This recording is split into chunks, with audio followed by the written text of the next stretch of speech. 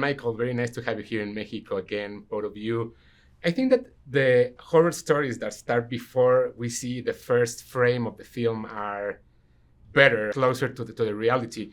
I think that once you understand the significant point of view on the moment we're seeing Sinners is something that gives you the chill every time. That's coming to a movie like this just before knowing everything about it. Oh man, I was thrilled, bro. Like to be making this movie in I had a chance to scout in Mississippi, and my uncle is from there. My maternal grandfather, who I never had a chance to meet, is from there. So I was just, I was in heaven making this film, man, and working on the backstories and working with all of the actors, working with Mike on developing the twins. So by the time we got to set, I was just rearing to go, chomping at the bit as they say. Yeah, man, and what's crazy is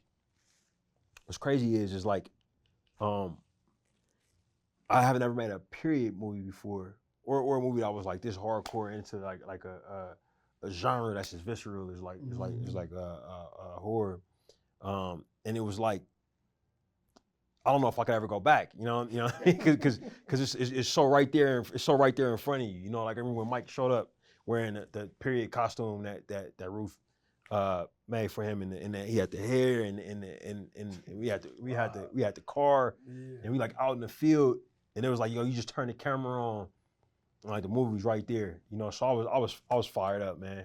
Yeah. Same. I mean, honestly, I think when an actor gets a chance to put on all the pieces, it's the first, not the first time, but whenever you get, I guess with Killmonger, we grew the hair out, what I'm saying? But this was something different. It was different, because it reminded me, of what my grandparents were going through. You know what I mean? I look at a lot of old photos of my grandfather, my grandmother, and stuff like that, and you would see them in this era, and you always, you only know them as this older person.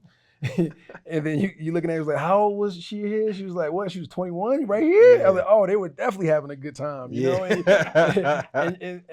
then that kind of gave me, kind of took the, I don't know, kind of not demystified, but it kind of took the pressure off of the respect. That's a bad word. Not the respect that you have for your grandparents. Yeah, you know what I'm saying? It was like, oh, okay, I could understand them. Yeah, you humanize them in a real way. Like, okay, cool. They went to church. The same, like my same grandmother that was forcing me to, read the Bible and memorize these scriptures was probably out dancing and having a good time too. You know what I'm saying? That juke joint. So that kind of made it all the more fun. All the characters are driven by their broken heart. Each of every one of them. Man. You play both of them. Yeah. How does it feel to play two characters that have different ways of broken heart, each of them, because it's different each other. Yeah, I mean that's a question that we asked each other almost every day on set. Like, and they both had two different understandings of the pain that they've had, and how they, how they take care of each other, how they know how they know each other so well. They know what the other one's getting ready to say. They know what the other one's getting ready to do. And it was, they handled it differently. And in the movie, we showed opportunities for both of them to handle their pain differently, and tell that story differently to other people, and how that would affect the overall story and how you understood both of them. So, I mean, this guy wrote these complex scenes and moments and everything intertwined. So, I'm just glad that the movie, captured all of that, and people that are watching are taking that away from it. After 7 films together between actor, director, executive producer, could you describe Ryan in 5 words, and could you describe Michael in 5 words after almost 12 years together? Yeah, I think I can do it. Thoughtful, in control, even when he probably might not admit that he's in control. Phenomenal leader.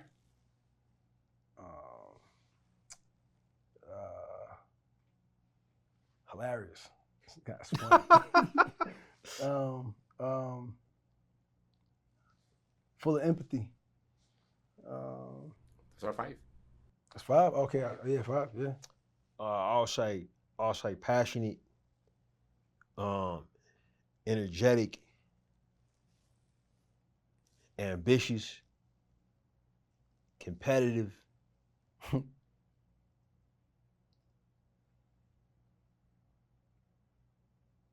intelligent. Guys, thank you very much for your time. Yeah. Yeah.